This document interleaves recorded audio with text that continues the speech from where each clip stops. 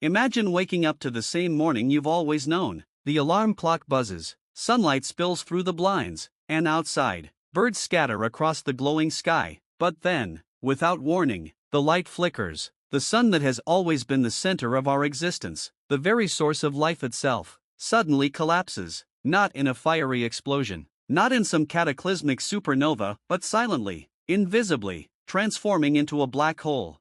At first, most people would notice nothing. The strange truth is that Earth would keep orbiting where the sun used to shine. Its mass hasn't vanished, it has only compressed into something infinitely small and dense. The planet would continue its path as though the sun were still there. Except now, the golden warmth and light would be gone forever. Within minutes, darkness would fall, not the peaceful darkness of night, but a cold, eternal shadow stretching across the world.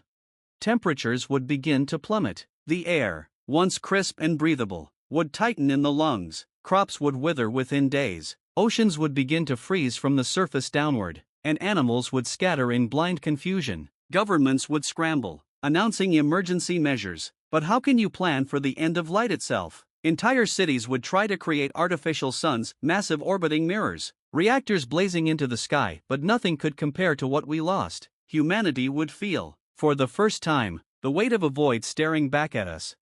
And then, whispers would begin. If the sun had become a black hole, what else had changed? People would step outside at night to see the stars clearer than ever before, yet notice a strange distortion in the sky. The black hole itself, though invisible, would bend light around it, warping the stars into a ghostly halo. Some would stare too long and swear they could feel it pulling at them, not just their bodies, but their thoughts, their very will. Stories would spread of entire towns vanishing overnight, drawn toward the void, leaving behind only echoes of laughter in the frozen air.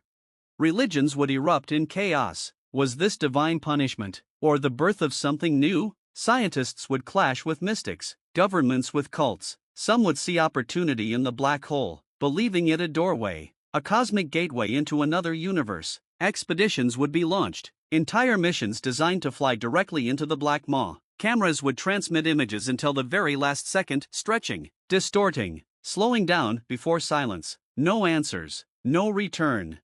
But the true twist would come not from what the black hole consumed, but from what it gave back. One night, telescopes around the world would capture something impossible. Within the warped ring of light, shapes began to move. Not stars, not planets, but patterns, geometric structures, symmetrical designs that looked almost alive. It would appear as if something on the other side was watching us, studying us, perhaps even waiting for us. Suddenly, the black hole was no longer just a grave of the sun but a window into an intelligence we could not comprehend. Some would beg humanity to resist, to turn away from the lure of the darkness, but desperation changes everything. With the earth growing colder by the day, with resources running out and society fracturing into chaos, the promise of something beyond the black hole would become irresistible. Do we risk annihilation to seek survival, or do we cling to a dying world until the last fires go out?